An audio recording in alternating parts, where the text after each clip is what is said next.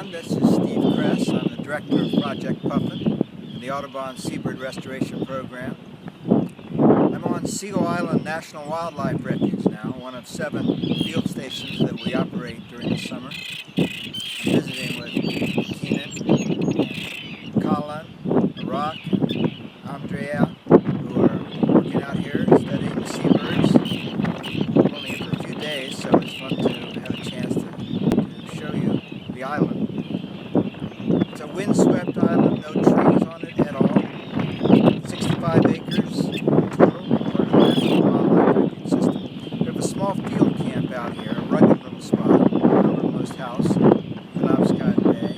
So I'm going to walk past the house, and we're going to walk over to a freshwater pond that's on the island. And there I'll sit down and see what kind of questions you have, and be happy to talk about birds on the Audubon bird camps today.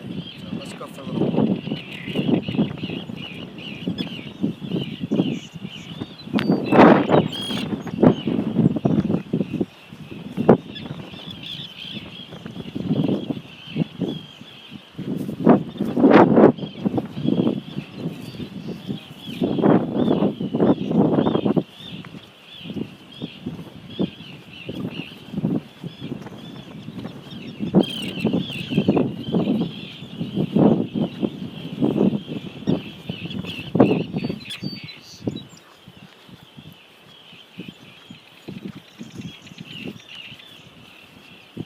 Just stop here for a moment because I wanted to see where our field camp is. Little 12 by 12 foot plywood house, no heat, no running water.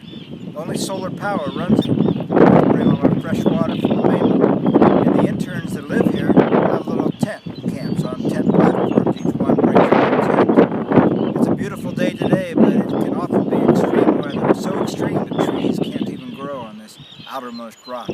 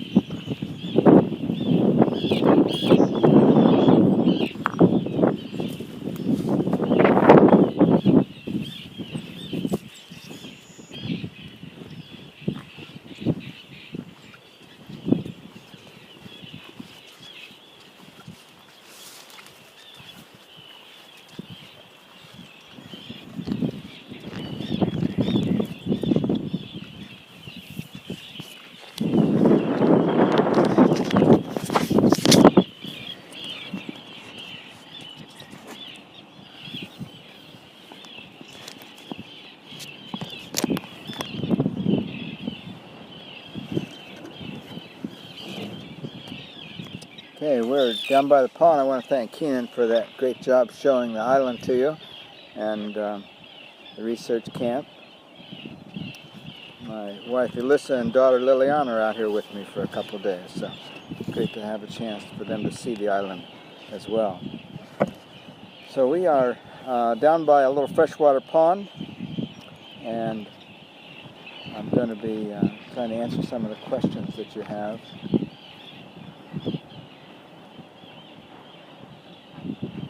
So there are a few questions about the ospreys on Hog Island. I'm, like everyone, was very surprised and shocked by the loss of our 2 osprey chicks, big and little. Fortunately, the parents are okay, and we're going to watch carefully to see what goes on at the nest after this after the loss of the chicks. But I see there are some questions, so let me see if I can answer them. I'll read the question first. Some people worry about the eagles coming back year after year now that they have been successful once. What are your views on the chances of Steve and Rachel raising more healthy clutches in the future? Well, of course, we don't know what's going to happen, and 8 years went by at least that this pair has been on this site without any incident. There have been eagles nesting on Hog Island during that whole time. Normally, the ospreys are very good at chasing away eagles, and there are many other osprey nests in the area that still have chicks in them. So my hunch is that the eagles are probably going to be here next year, and so will Rachel and Steve. And there's no way to predict exactly how that will play out. We're certainly hoping for the best, but we think that Rachel and Steve will be back. They have a lot invested at this site as far as their breeding past, and most of that time they've been very successful. Probably in part because of the presence of the Audubon camp there that deters eagles most of the time. So there's another question. There have been eagles in this area all along. Do you have any thoughts about why the attack happened this year and not prior years? I have no idea, other than the reality that predation is a very opportunistic thing. Predators are very good at what they do. They're very smart. They're always looking for opportunities, and I think they found that opportunity and came back the first time, and then came back an hour later for the second chick, probably the same eagle. So we'll have to just hope that doesn't happen in the future. There's very little we can do because this nest is atop of a tall pole, and it's right in the middle of a busy area, which is, I think, good for the ospreys. Keeping the Audubon camp full of participants is probably one of the best things that we can do to protect those eagles. We'll give some thought. We can be pretty creative about these things, and whether there's some other ideas that we can come up with. Long ago I tried robots to try to discourage gulls from islands. They were not very successful, but maybe there's some sort of a scare device that could be put up. We will consider that. There's another question. Does the video footage and eyewitness account support a scenario where one eagle lured Rachel off the nest and the other grabbed the chicks? Or do we assume that Rachel fled the nest, as some viewers suggest?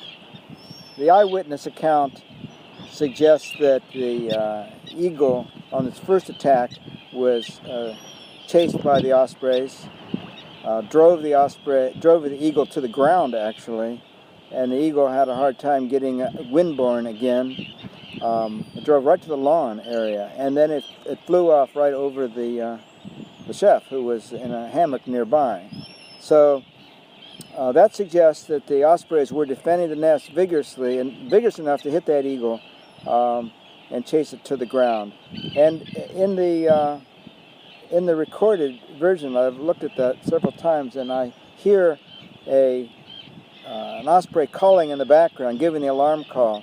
And so for some reason or other, the ospreys were in the air, maybe chasing. We can't really see, and no one was watching exactly what the ospreys are doing, but I hear them in the background, and I think that they probably were in the air, maybe trying to chase away the eagle. And their best defense would not be on the nest. The ospreys would be much more effective at chasing the eagle if it was off the nest. Early in the season, when the ospreys are incubating eggs, Rachel would stay on the eggs, and Steve, his main job at that point is to defend the nest and to provide food for Rachel. They never leave the chicks or the eggs usually. So in this case, apparently, Rachel might have been in the air trying to chase the eagle. We can only speculate where Steve was, just because we didn't have the broad scope. One of them hit that first eagle to the ground, which Earlier in the season, we had an interesting situation where we saw 2 eagles in the water. They were swimming. They were floating in the water, and they were being attacked by ospreys. We speculated that ospreys might have chased them right into the water. They swam ashore, the eagles did, unhurt. Got off okay. So those are the questions I have for ospreys, and I guess we're ready to start on with the questions about puffins. I'm going to ask Keenan to come over here for a minute, and we will start answering questions now about any puffin or other questions you might have. Keenan, could you just find the next set of questions for me? Thank you. Oh, no. Yeah, you can just scroll down. Oh, just scroll down. Okay. Okay.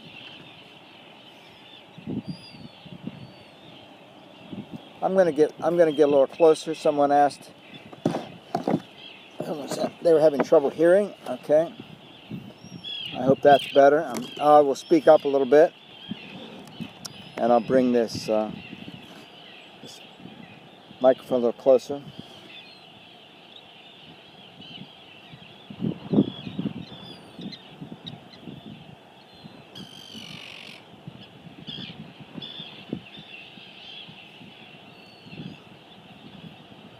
Okay, on the puffins now.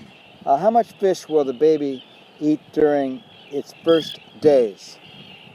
The baby will probably only be fed a few times every day. We have been watching this, trying to figure out just how often the chick needs to be fed, how much food it needs to be fed, what's normal. We've been studying the kinds of foods that puffins have been eating for many years. We know what they eat, but how much they eat we don't really know, and that's one of the things that we'd like viewers to comment on, help us with. So I would say in the first few days the puffin chick would be fed only a few times. I saw online somebody had snapped a great photograph of a few sandlands being fed into the new baby puffin, which is terrific that that chick hatched while I was out here. We didn't know what was going on. We actually found out first by the viewers that spotted it. So thank you for telling us about it, because there's so much going on here. We have over 500 pairs of puffins and almost 2,000 pairs of terns we're following here. Here's another question. I noticed that the fish that were brought to the first feeding seemed too large for the baby. Are they the right size fish, plentiful this year? I haven't seen any photographs of that yet, so I'll be interested to see if we have photographs of that. Take those photographs and post them for us. Very keen to know. There should be plenty of small fish, just the right size.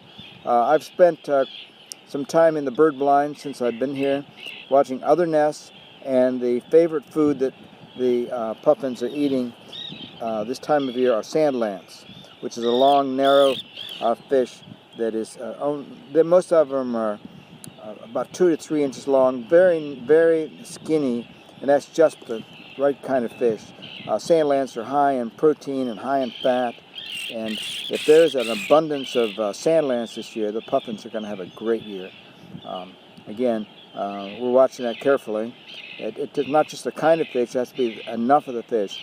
At Eastern Egg Rock last year, the interns started a study, which we're continuing this year here on Seal Island, and they discovered that on average, puffin chicks there, they needed about 2,500 small fish over the course of the season.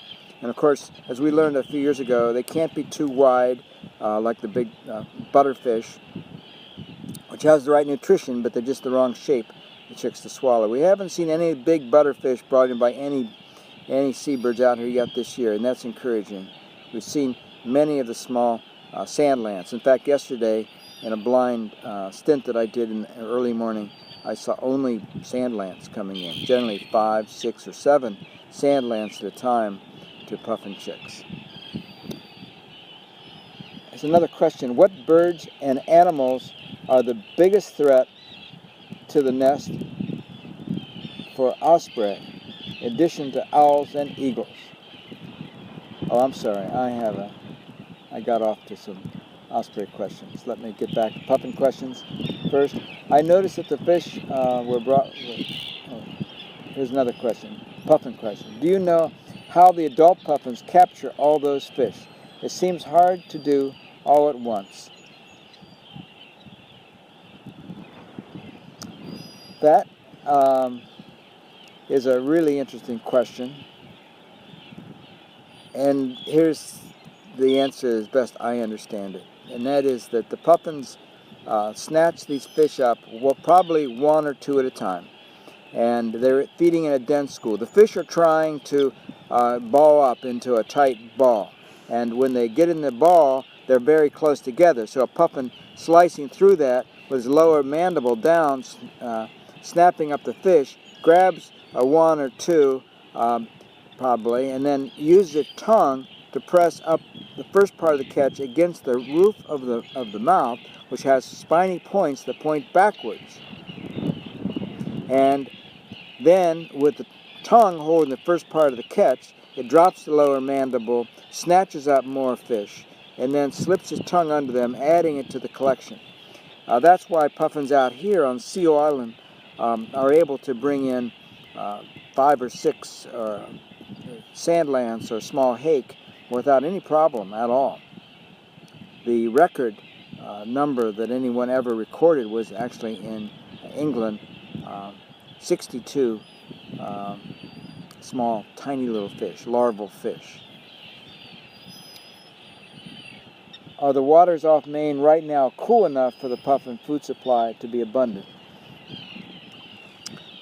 We measure the water temperature out here several times a day. We're in touch with NOAA also for satellite estimates of water temperature. I don't have the NOAA data yet, but our data out here shows the water temperature is certainly cold.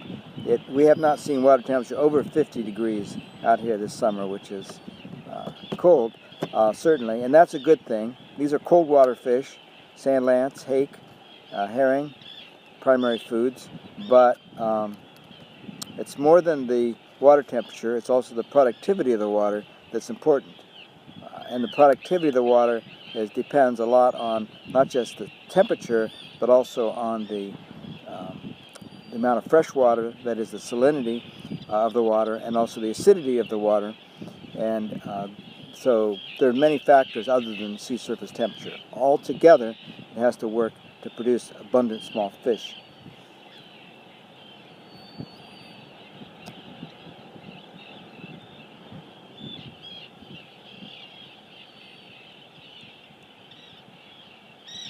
All right, a few more osprey questions. Do osprey have any defenses against eagles for their chicks? Was there anything that Rachel could have done to protect her chicks? Well, their defense is to dive at the eagles and to dive at them in the sky.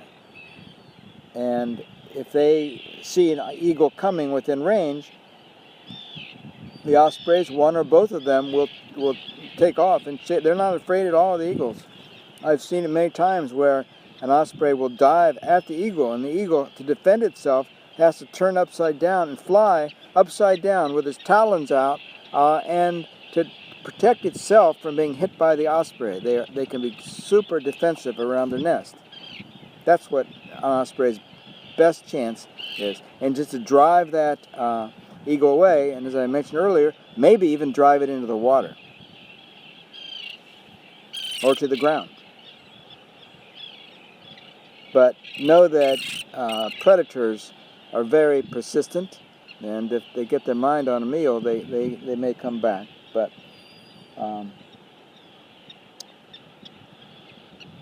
what birds and animals are the biggest threats to the nest for osprey in addition to owls and eagles? probably those are the big threats. By day, the bald eagle, and by night, the great horned owl. In fact, earlier in the year, a great horned owl was seen briefly at the nest. That's why the ospreys, when they're nesting, always stay on the nest, one or the other. Usually the female, she's bigger than the male. She will stay on the nest all night long and will chase away an owl that comes. And by day, both male and female, Rachel and Steve, they both chase them away. That's their primary defense. I don't really know of any other bird predators. However, certainly a raccoon could also be a predator. And we do have the nest pool protected there with a long sheath of metal to make it slippery so a raccoon couldn't climb up. That would be the only mammal that I think could be a predator in the nest, likely. That climbs trees. All of us who have been watching Steve and Rachel for the past several seasons know they are excellent parents. Would they make good surrogate parents based on their history of raising chicks, or is it too late in the season to accomplish this? It is possible to put foster chicks into a nest. So the question is really, would they be good surrogate parents? And I think they probably would be, could have been, if we'd had other foster chicks. Though honestly, I would be worried this year to put a chick in that nest with that eagle around. Next year is another year, and who knows whether the eagle will even be around next year.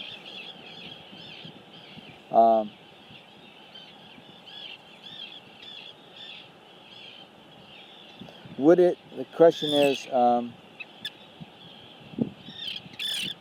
would it help to raise the pull so that it would not be as easy for the eagles to look down into the nest? If they did do this, do you think Rachel and Steve would readily rebuild? The pole is pretty high as it is. It's at least 30 feet tall.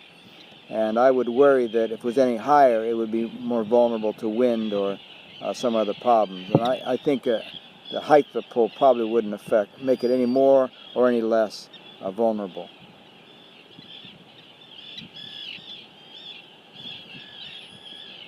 Okay.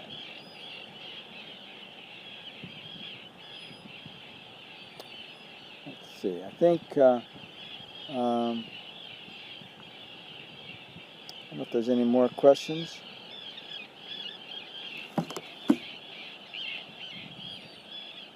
Okay, now we're back to puffins. If the wrong size fish are brought in for the chicks, will there be an intervention on your end to give the proper size fish for the chick?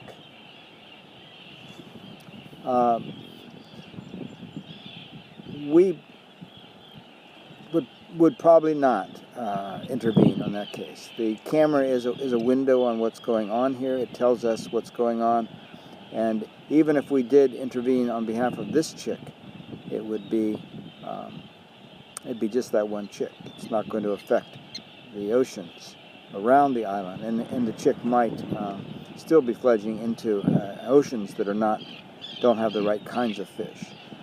So what the parents bring in is a sample of what's in the water around the fish, around the island. If there's not enough fish in the water for the parents to find, the inexperienced chick's probably not going to find enough either. So what we can do here is to manage the island best is to our presence keeps predators away. Just walking back and forth, having our intern staff on the island reduces the risk of predators. That's probably the only practical intervention, and that actually helps a great deal. If we weren't here, then the gulls would be sitting right by the entranceway, snatching the food from the parents when they did come in.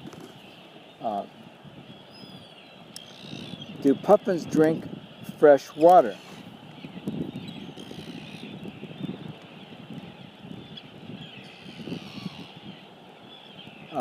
Puffins don't drink fresh water. Puffins make fresh water, which is pretty amazing when you think about it. They, like most seabirds, can drink salt water. They have special little glands in special depressions on their skull, right above their eyes. They drink the water, and the water goes through, or the salt water passes through the digestive tract, and these glands above their eyes help to filter the salt water out of the fresh water, and the briny salt then dribbles out their nostrils.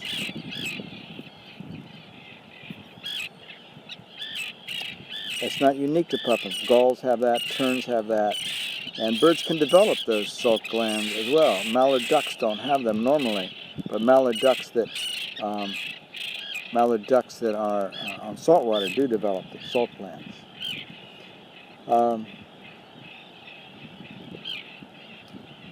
Why do puffins lay only one egg? Well, probably the main reason is that that's the maximum number of puffins, chicks that they can raise. It takes both parents to bring back enough fish to raise one chick. If fish was more abundant and closer to the islands, they might lay 2 eggs. Their close relative, the black guillemot, feeds on larger fish. It feeds closer to its nesting islands. It can often raise 2 chicks here on the Maine coast. But puffins feed far from land, maybe 15, 20 miles from the nesting island, and they can only carry back a few fish at a time. So one chick is all only 1 egg, 1 chick, that's it for puffins. But they live a long time. Remember, puffins can live to be 20 or more years old. One of them that we know of, actually 2 of them, at Egg Rock lived to be 35 years. And over that reproductive period, one of the oldest birds, the female, was breeding her entire life. She started breeding when she was around 5 years old, and she kept on breeding until she was 35. So over the course of her life, she fledged almost 30 chicks. Are there threats to puffins? Yes, there are many threats to puffins.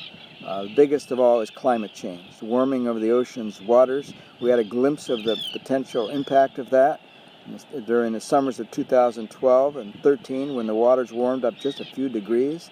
Their favorite fish went deeper, and they went further north, and the puffins had a hard time. Those warmer waters are less productive as well. So that's a big threat. There's other threats as well. Fisheries take too much fish from the oceans, and they don't leave enough forage fish for small birds like puffins. Little is known really about how much to leave in the fisheries quotas for seabirds, but we're working on that. That's one of the projects that we are working on this summer, trying to learn just how much fish to save for the puffins. Our puffins, and there's other threats. I could go on with this. Plastics are a huge threat. Almost all plastics that escape from recycling, and that is almost all of it, end up in the oceans. And they never go away. They just break up into small bits, and they are toxic to puffins if they swallow it. Party balloons that drift off from birthday parties. We picked up several just yesterday walking the shorelines here on Seal Island. The mylar balloons are the worst, and they can blow in all the way from the central United States to the Maine coast. I could go on with threats, but let's leave it at that for now. How long do puffins live? Well, the longevity record in Maine is 35 years, and in Europe there's a few older puffins by a few years known. And do they interact with other birds? They interact. They share the nesting habitat with many other birds, terns especially. And the terns probably benefit the puffins by driving away gulls and raptors. The terns may also show the puffins where to feed because they hover over the water, and the puffins may fly in the directions where they see turns. That's speculation. We're not sure about that. So they share the islands and interact, some interactions.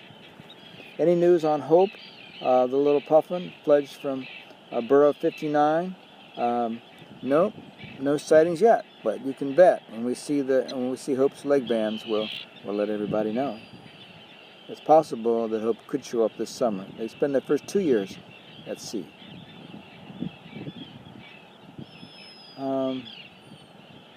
I've heard it's a mystery where the puffins go and what they do at sea after leaving their nesting grounds. Are there any plans or research programs to track them via transmitters? We know that a little bit about this by putting little devices on leg bands called geolocators. They measure latitude and longitude roughly to within about 150 miles of particular locations. These tiny little devices are attached to leg bands. We followed a couple of those and found that they leave Maine, go up to Gulf of St. Lawrence. One of them went up to northern Labrador, and then the two birds that we tracked like this went to the Bermuda Plateau in winter, in the darkest days of winter. And then as the days got longer, they began getting homesick for Seal Island, and they came back here and returned to Seal Island. So it's not the longest migration, but it's an interesting one in that they go north before they go south, and they probably do that because they're going to some very rich, cold northern waters to fatten up and to molt their feathers.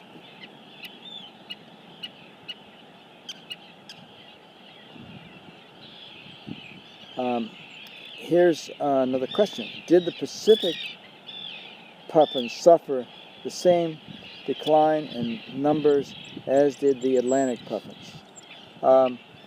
There are three species of puffins that live in the Pacific: the tufted puffin, the horned puffin, and the rhinoceros auklet. All of them are closely related to our puffin.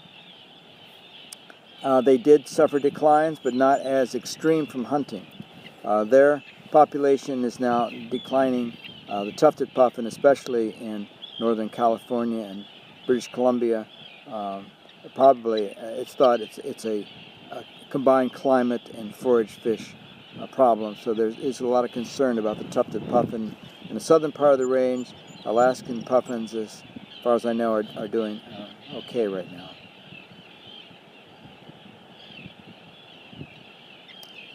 A recent increase in winter mortality in Atlantic puffins off the coast of Scotland could be due to worsening conditions within the North Sea, according to findings in the Journal of Marine Biology.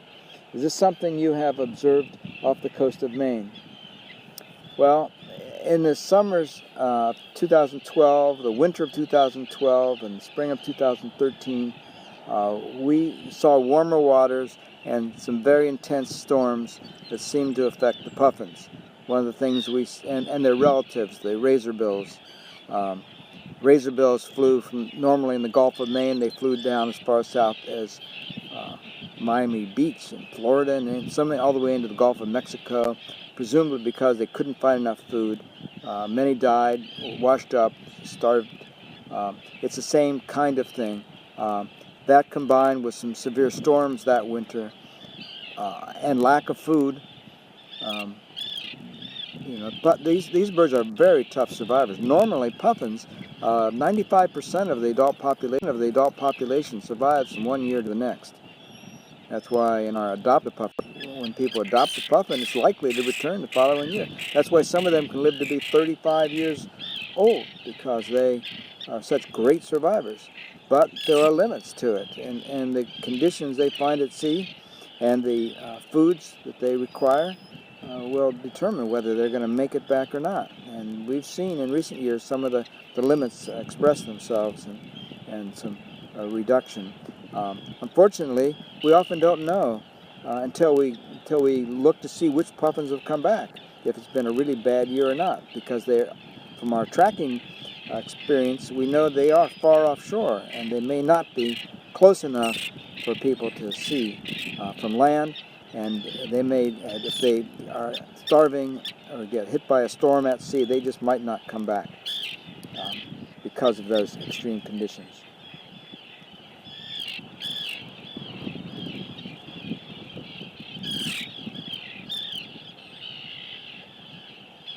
So there's another question.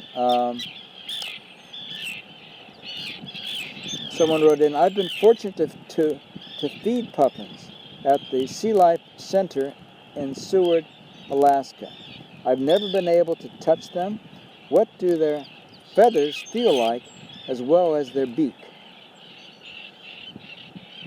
Do they have a wet mouth or a dry mouth, like most birds do? Well, the mouth is moist. It's moist for helping them swallow. So yes, they do have a moist mouth. What do they feel like? They are strong. They are well-built, muscular birds. If you had a puffin in the hand, and the wings are powered by its big breast muscles, it really would struggle in your hand, and you could barely hang on to it. They are really strong. They use those wings underwater, like a penguin uses its flippers, to power stroke as much as 100 feet, sometimes more, underwater. So they're very strong-winged, and that big round-bodied look they have is the breast muscles that helps to power their wings underwater. And the way they'd feel, they would feel smooth to the touch, very, very compact feathers. Very little water resistance to those feathers when they're diving underwater. Maybe at Sea Life Park you noticed other aquariums like the National Aquarium in Baltimore and SeaWorld have puffins. You can see them underwater in tanks, and they're covered in sort of a white look. That's air that clings to the surface. So here's a question.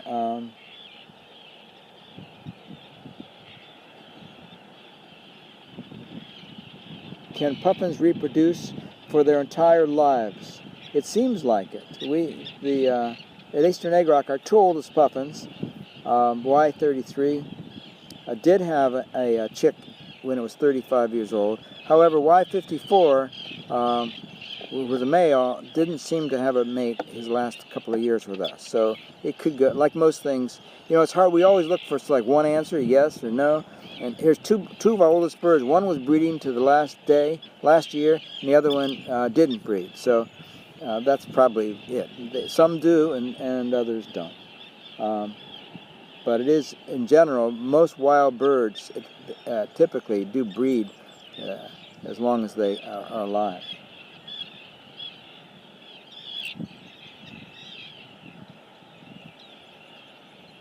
Question here is, do campers get to visit this island?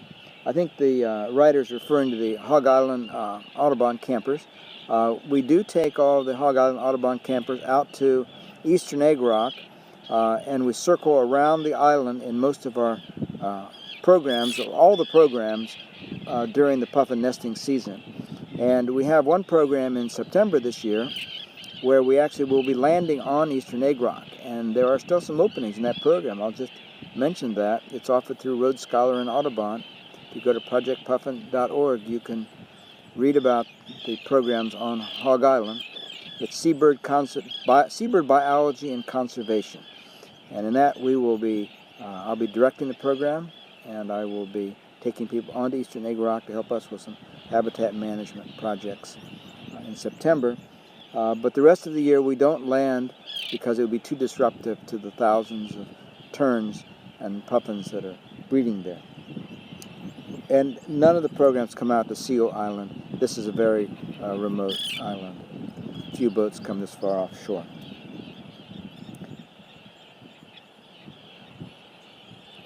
So, the question, how many puffin chicks are you expecting to hatch this season? How long before the chicks fledge? Well, the puffin chicks have just hatched, like Finn and Phoebe's chick last night, or yesterday, hatched. And it'll take about 6 weeks for that chick to mature on average. It could take a little longer, could take a little shorter. It also that will depend upon the food. The amount of time that this chick is in the burrow is an indication of how much food is in the water, and probably how well it'll do once it leaves as well, because of the amount of food. Remember, the parents don't stay with the little puffin chick. It leaves on its own. The parents stay back at the burrow to guard their burrow, to keep it from being taken over by other puffins. So the little puffin chicks have to have all the knowledge built in as to where to go and how to feed. It's all on their own. It's a total miracle. Let's look at some other questions. These are great questions. Thank you all. How many puffin chicks are you expecting to hatch this season? Well, here at Seal Island, I hope we will have more than 500 pairs. We had 492 last year, so we're hoping we'll break 500 this year. In most years, about 60 to 70% of the pairs will be successful. Whether our pair will be successful on camera or not, we don't know. It's an experienced pair. I did a little bit of review of that just before, and we know that there was a pair in that burrow since 2004. Well, there was a pair up to 2002. There was a different pair that's there now. In 2003, one of the original pair was missing, and an unbanded bird, perhaps Phoebe or Finn, showed up. And by 2005, both birds in there were unbanded. And as I think most followers know, we banded both of those adults last year, and we have confirmed that it is the same pair this year. It could well have been the same pair since 2005, but not much before that as a pair. We will, in addition to 500 pairs here, we will probably have another 300 to 400 pairs over at Matinicus Rock. That colony has been a thriving colony for decades now, and it's on the increase, as is the colony on Eastern Egg Rock. In total in Maine, there are about 1,000 pairs of puffins today, breeding on at least 4 islands that we know of. Insects in the burrow seemed to be a big problem last year. How do the puffins deal with this? Can they eat insects? So I don't know that the insects were a problem. I'm not sure what insects we're referring to here. When I've looked in the burrow, I have seen some flies. I've seen some mosquitoes occasionally. And I see larger invertebrates called isopods that are scavengers. An isopod sort of looks like a pill bug or a sow bug. It's a crustacean. They don't bother the puffins at all. They're kind of oval-shaped, segmented. They are just in there grazing on the vegetation and maybe on some of the excrement. They're probably, if anything, they're helping tidy up things inside of the burrow. I have seen puffin chicks actively hunt insects in their burrow, and I thought that was fascinating, that they would be little predators already practicing their skills in the burrow, picking up flies and chasing little insects and spiders around inside of the burrows. So their predatory instincts are coming out very early, and very I think it just shows that that's how they keep from being too bored in there. Yeah, I think birds can get bored, and little chicks like this can be very active, chasing insects around. Chicks also, watch carefully, the chick, you may see it build sort of a little nest. It will pull rootlets and grasses, and it'll spend some time creating a nesting area. They also have a little toilet area inside the burrow. Usually it starts out in the back of the burrow and it moves closer to the entrance as the chick gets more mobile. They don't want to hang around the entrance to the burrow, by the way, because that's danger. If there were galls there, the galls might come and grab them. So they instinctively know to stay in the darkest place in the burrow. There's a question: what parasites, internal and external, bother puffins? The only parasites that I know of are both external and puffins. There are ticks. There is a seabird tick that is not the same kind that gets on people or mammals, and they can be a big problem. Here on the island, I've never seen a big infestation of them, but I have seen elsewhere where they can really bother the birds, get attached to their eyes, the corners of their beak, their feet, soft spots. Another one is feather lice, little brown insects. Neither of these have been much of a problem here on the island, and healthy chicks seem to be not too vulnerable to large numbers of these. A few of them probably not a big problem at all. Are there any other pelagic trips available this time of year to see other seabirds?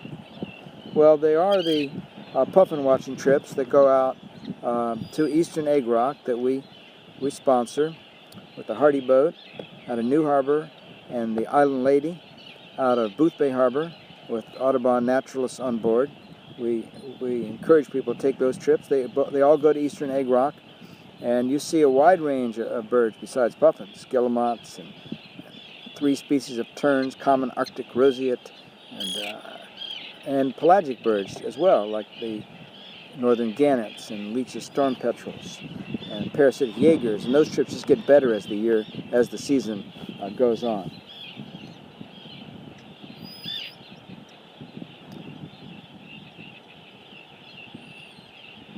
Boy, the questions are great. Are there any other pelagic... Okay, I read that one. Do puffins throw a bolus? Okay, a bolus is non-digestible material that is often coughed up and regurgitated. For example, well, they usually call it a pellet. The non-regurgitable. Bolus is more of a it's a meal that isn't completely digested. So the writer may be referring to pellets. Most predatory birds will cough up pellets, though I'm not familiar with any pellets showing up in puffins now that you mention it. Even warblers will cough up little pellets, rarely seen. Exoskeletons of insects, gulls cough them up. Owls and hawks do as well. But I'm not sure if I've never seen anything that I would have called a puffin a pellet. A bolus is generally more of a non-digested meal. It's that's thrown up often when the birds are disturbed, partially digested. The nests seem very clean. Oh wait, I'm back up. Can you guess how old Phoebe and Finn are by looking at their bills?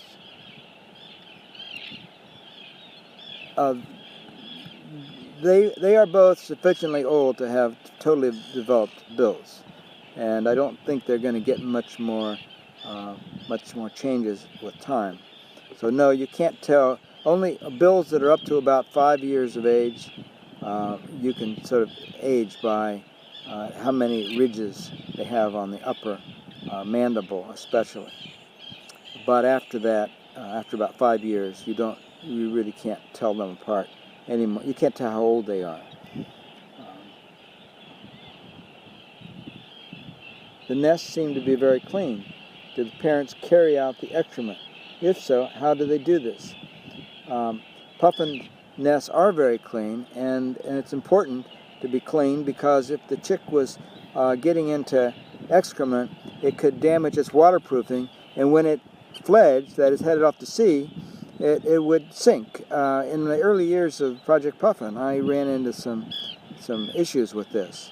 We were hand rearing guillemots and puffin chicks. Our early burrow designs were not able to be as clean as they needed to be. Later we solved this. By the way, if you haven't read my book, Project Puffin, I hope you will. Project Puffin gets into all these kind of details and the painstaking efforts we put into trying to keep the puffins healthy and clean. So cleanliness is very important. They have evolved this idea of a toilet area. when the chick is very small, the toilet is in the very back of the burrow. But as the chick gets bigger, more excrement is produced, more ammonia is produced, which is, reduces the air quality in the burrow. Obviously, they move the excrement toward the entrance. Now, do puffins have air sacs, and are any of their bones hollow? Puffins do have air sacs that are extensions of the lungs. Most diving birds have these, and that helps them affect their buoyancy. And yes, they do have hollow bones for helps them flight. Some of their bones are hollow. So I think we may be getting close to the end here. In fact, that is the last question. So I think this is the end of our live interview. I hope you've enjoyed it. I hope you've learned some things. I hope you'll keep watching the Puffin cams, and you'll put your comments there. I know that our interns, Keenan and the other interns out here, Aubrey and Liam, our two education interns, are also commenting on the boards. Give us your questions, and we're happy to try to give some answers and keep the conversation going. Thank you very much for watching the cams and being part of our bird communities. It's a great opportunity to see views of the world and to gain understanding of the world that we couldn't do without the cams. So thanks to our friends at Explore. This is Steve Kress from Audubon out here on Seal Island National Wildlife Refuge. Thank you, and have a great day.